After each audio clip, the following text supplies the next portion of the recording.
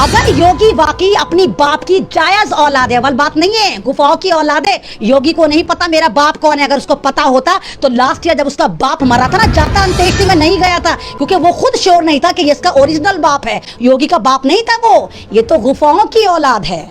ये नहीं गया था जिसको अपना बाप लिख रखा है। लिख लेते हैं बेचारे इज्जत के तौर पर भी, इनका भी दिल करता है कि ये लिखवाएं कि हाँ हम भी इज्जतदार हैं, इसका नाम लिख दो, उसका नाम लिख दो। तो जिस आदमी का इसने अपने बाप में नाम लिख रखा है, अपनी बल्दियत में नाम लिख रखा है, उसके मरने पर योगी नहीं गया था। क्यों नहीं गया था? क्योंकि उसका बाप था ही नहीं। ये तो गुफाओं की औलाद है, इसको खुद नहीं पता इसका बाप कौन है।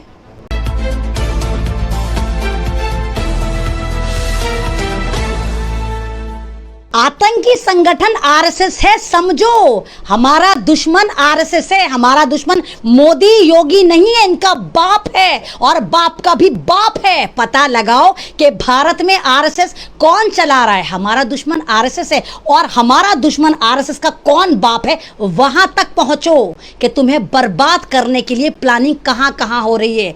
लेकिन तुम कहां पहुंचोगे? तुम्हें तो फुर्सत ही नहीं है। सिर्फ उठे, खाया, पिया, सोए और ये कह दिया कि अल्लाह ताला को ऐसा ही मंजूर था, अल्लाह ताला ऐसा ही चाहता था, अल्लाह ताला की मर्जी के बगैर पत्ता नहीं हिलता। लेकिन अल्लाह ताला ने तुम्हें अक्ल शऊर नहीं दी। अल्लाह ताला ने नहीं कहा कि मैं तुम्हें अशरफुल मखलूकात बना रहा हूँ। अल्लाह ताला ने नहीं कहा कि जानवरों से बेहतर तुम्हें बना रहा हूँ।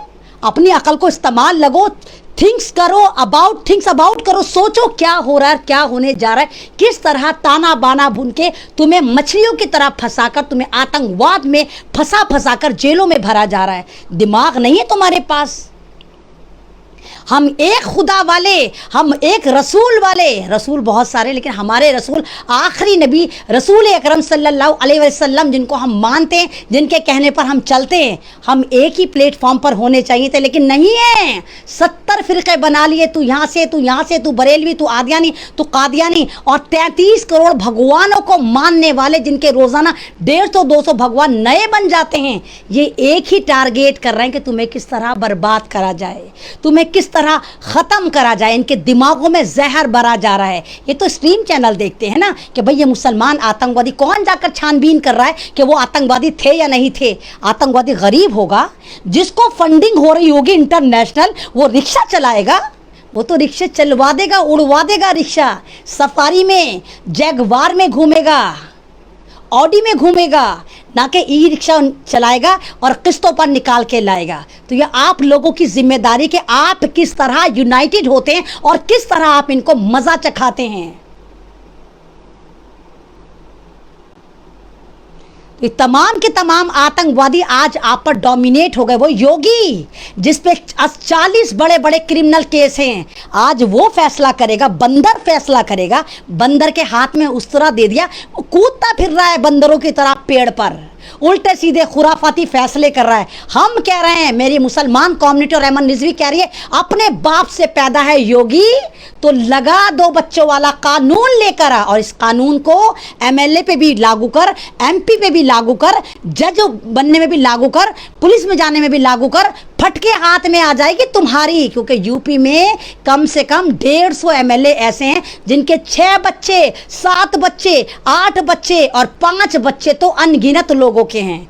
तुम्हें क्या लग रहा, तुम मुसलमानों को फंसाओगे? मुसलमान है क्या? कितनी सरकारी नौकरियां जरा गिन के बताओ, कितने मुसलमान एमएलए हैं जरा गिन के बताओ। एक बेचारा आया जिसका नाम है कुत्ता राजेश तोमर, ये आ चुका है बेचारा, ये आ चुका है, ये आतंकवादी आ चुका है, 2 रुपए पर कमेंट वाला आ चुका है। क्योंकि देखो किस कदर कमबख्त है, कैसे आ जाते हैं ये।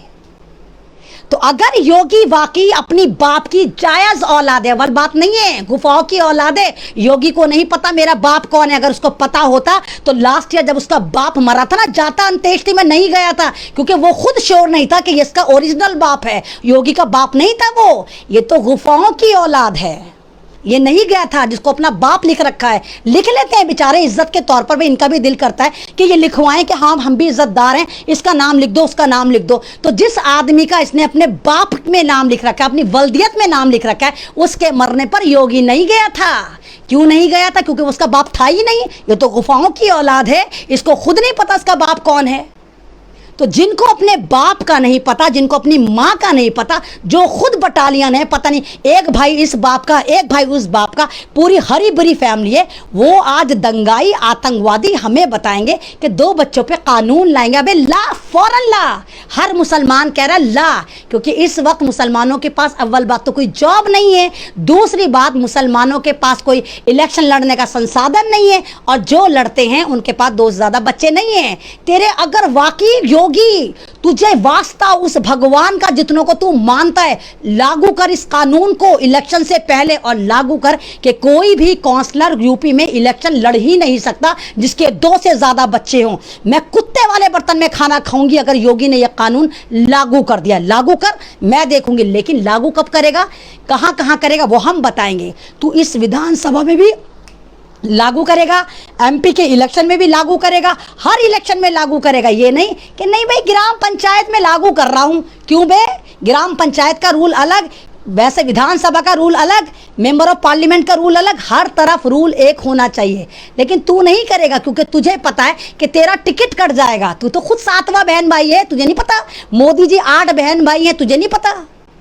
तो ये सारे के सारे ऐसे भगवा दलाल हैं जो सिर्फ नफरतें फैलाते हैं, इन्हें कुछ नहीं पता। बेज्ञानी अज्ञानी लोग, इन्हें यह भी नहीं पता कि बहन भाई कितने होते हैं, इन्हें यह भी नहीं पता कि 2 बच्चे होते क्या हैं। इतने अज्ञानी बंदर हैं। अगर पता होता तो पहले अपने घर पे नजर ना दौड़ाता। अब आप ही सवाल करिए कि अपने जो बहन भाई हैं उनका तू एनकाउंटर करके मारेगा, बम से उड़ाएगा, या पाकिस्तान फेंकेगा, या अलकायदा के पास घुसाएगा, या चाइना में फेंक कर आएगा, या उनको डिटेंशन कैंप में डालेगा। क्योंकि तू 2 बच्चों का पॉलिसी जो तू लेकर आ रहा है, जो तेरे बहन भाई होंगे, जो 5-6 बहन भाई पहले हैं या बाद के, तू उनका हाल क्या करेगा? जवाब दे हमें। नहीं जवाब देगा क्योंकि आप बेहिस हो गए। अरे आप तो खुशियां मनाइए, तमाम मुस्लिम कम्युनिटी खुशी मनाए और कहे कि हमें चाहिए वो 2 बच्चे वाला कानून चाहिए। योगी लगा वाकई तू भगवा आतंकवादी अगर नस्ल का है, एक बाप की औलाद है तो लगा। हम भी देखेंगे ना कितना दम है। यूं जाएगी यूं पार्टी, यूं एक भी सीट नहीं निकाल पाएगी यूपी में। अभी जो सर्वे हुआ उसमें मात्र 70 सीटें निकाल रहे थे, और अगर ये कानून लागू कर देंगे तो 1 सीट नहीं मिलेगी। पूरी बटालियन है इनके, जो सारे के सारे चवन्नी चोर नेता एक्टर, भोजपुरी एक्टर, वो 8 बहन भाई हैं जो इनका ब्रांड एम्बेसडर है। तो ये आपको बेवकूफ़ बना रहे हैं। कह रहे मुसलमानों की आबादी बढ़ी है। कोई मुसलमानों की आबादी नहीं बढ़ी, मुसलमानों की आबादी कम हुई है। ये झूठ बोलते हैं या आपके साथ मक्कारी वाला मामला करते हैं ताकि आपको इसमें उलझा दें। इनको पता है कि मुसलमान कौम यूनाइटेड नहीं है, इनको पता है कि मुसलमान कौम अवेयर नहीं है। इसीलिए मैं आपसे कहती हूं कि कच्चे धागे की तरह तोड़ दिए जाओगे। अगर अब भी नहीं संभले, अब भी जंजीर नहीं बनाई, तो आप कच्चे धागों की तरह तोड़ दिए जाएंगे। मिनहाज आपके सामने मिसाल है, मसीरुद्दीन आपके सामने मिसाल है, उमर गौतम आपके सामने मिसाल है, मुफ्ती जहांगीर आपके सामने मिसाल है, और लामहदूद ऐसी मिसाल हैं जो आपके सामने दिखाई जा रही कि आपको डराया जा रहा है कि यूपी में इनको पूरी उम्मीद है कि मुसलमान अवेयर हो चुके हैं। मुसलमानों को समझ में आ गया है कि 22% मुसलमान हमेशा दरी बिछाता है और 7% यादव सरकार बनाता है। 22% मुसलमान टट्टे उठा रहा है और 5% ठाकुर आप पे प्यास काट रहे हैं। ओबीसी, एससी, एसटी, दलित 19% सरकार बना लेते हैं, सत्ता बना लेते हैं, और आपको क्या देते हैं? ठन ठन गोपाल। आप क्या जी हुजूरी, जी हुजूरी, जी हुजूरी। तो क्यों हम जी हुजूरी करें? हमें क्यों ना मिले? जितनी जिसकी हिस्सेदारी उतनी उसकी भागीदारी। 20-22% अगर यूपी में मुसलमान हैं और अगर एक हो गए, नाको चने चबा देंगे हम। कोई एक पार्टी पकड़ लो, और वो पार्टी पकड़ना जो तुम्हें इज्जत दे, जो तुम्हें मिनिस्टर बनाए, तुम्हारे लोगों को ऊपर लेकर जाए, और एजुकेटेड नौजवान आगे आए। उठाना बंद करो, लोगों के आगे दरिया बिछाना बंद करो। क्योंकि मैं बार बार एक शेर बार बार पढ़ के आपकी गैरत जगाती हूँ, आपके अंदर इंसानियत भरती हूं कि गैर परों से उड़ सकते हो हद से हद दीवारों तक, गैर परों से उड़ सकते हो हद से हद दीवारों तक, अंबर तक तो वो जाएंगे जिनके अपने पर होंगे। अपने परों पे उड़ना सीखो। अल्लाह ताला हमारा खुदा, एक खुदा वाले, सुप्रीम खुदा वाले, जिसकी मर्जी के बगैर पत्ता नहीं हिलता। ज़मीनी खुदाओं से डरते हो?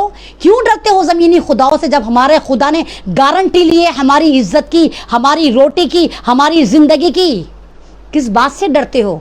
और जब तुम इन ज़मीनी खुदाओं से डरते हो या डरोगे तो फिर तुम्हारा यही हाल होगा कि तुम्हारे ऊपर ऐसे ही भगवा आतंकवादी योगी जैसे लोग तुम्हारे ऊपर हुकूमतें बनाएंगे और जहां तुमने चीपटाक कही तुम्हें जेलों में डालेंगे। कितनी जेलें हैं भारत में? नहीं है इतनी जेलें कि पूरे 140 करोड़ को वहां पर भर दिया जाए।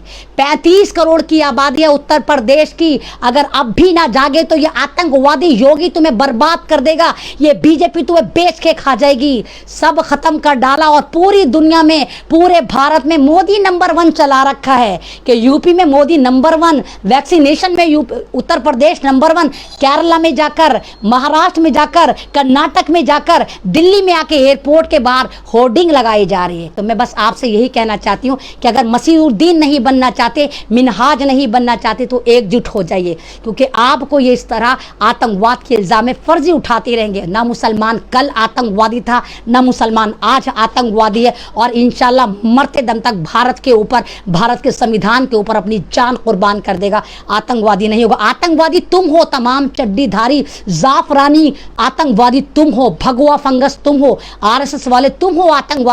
एक बेचारा सिद्धू आ गया है, बेचारा 2 रुपए पर कमेंट वाला आ गया। तो ये हाल है इनका कि हद सच इनसे हजम नहीं होता। मूत्रो कोला इन्होंने इतना चढ़ा लिया कि इनके ऊपर कुछ असर नहीं होता कि सत्ता क्या है, औरत क्या है, मर्द क्या है, भारत क्या है, संविधान क्या है, इंसानियत क्या है। इन्हें कुछ समझ में नहीं आता। इनको सिर्फ खून नजर आता है, खून, इंसानियत का खून। अभी एक हिंदू लड़का मंदिर में गाय का खून छिड़क रहा था, यूपी में पकड़ा गया। अभी मैंने लगा रखा पेज पे, फोटो देखना आप।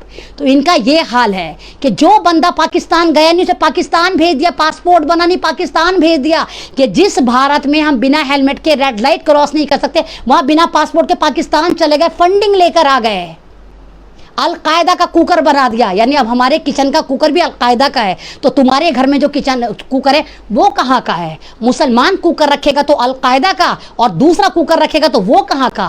क्योंकि ये प्रेशर में आई हुई सरकार है, ये प्रेशर में आई हुई सरकार है। इनको मजा चखाइए। जो भी नफरत की बात करे दौड़ा दौड़ा कर मारिए, कुत्ता बना दीजिए इनको। जो आपकी मॉब लिंचिंग करते हैं, आपकी बहनों को उठाते हैं, आपकी बहनों की डीलिंग करती हैं, कुत्ता बना बना कर मारिए। क्योंकि वायरस को ख़त्म करने के लिए पहले एंटी वायरस लाना पड़ता है, और एंटी वायरस यही है, जहाँ कोई नफरत फैलाने वाला नजर आए मुंडी मरोड़ दीजिए उसकी, तभी आप संभलेंगे। नहीं तो इसी तरह मरते रहेंगे, इसी तरह करते रहेंगे। मुसलमानों को ये गाजर मूली की तरह इसी तरह काटते रहेंगे। अगर मिनहाज नहीं बनना, अगर आपको मसीरुद्दीन नहीं बनना, अगर आपको उमर गौतम नहीं बनना, अगर आपको मुफ्ती जहांगीर नहीं बनना, आपको जागना पड़ेगा। तमाम के तमाम लोगों को जागना पड़ेगा, इनको सबक सिखाना पड़ेगा। ये जो नफरती आतंकी टाइप 2 हिंदू हैं, जिन्होंने पूरे भारत को बर्बाद कर दिया, मुसलमानों को बदनाम कर दिया, ये सिर्फ मात्र 3 या 4% है। 4% भारत से आप इन आरएसएस के दलालों को, इन भगवा फंगसों को साफ कर दीजिए।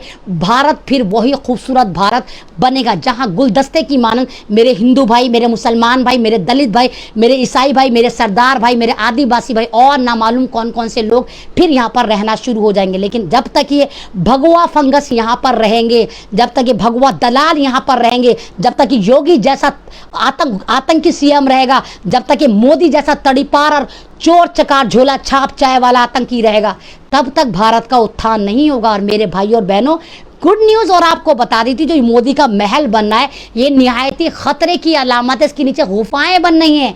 जिस दिन मोदी का महल बन गया, इनका जो मंशा है ये है कि फिर ये आपको बारूदों से उड़ाएंगे, मिसाइलों से मारेंगे, आपको पूरी की पूरी पूरा बम बारूद से पूरे भारत को ख़त्म करेंगे। इनका मिशन जो है आरएसएस का ये है, ये आपको छांटने आए हैं। ये अंग्रेज़ों की नाजायज़ औलाद आपको छांटने आई है।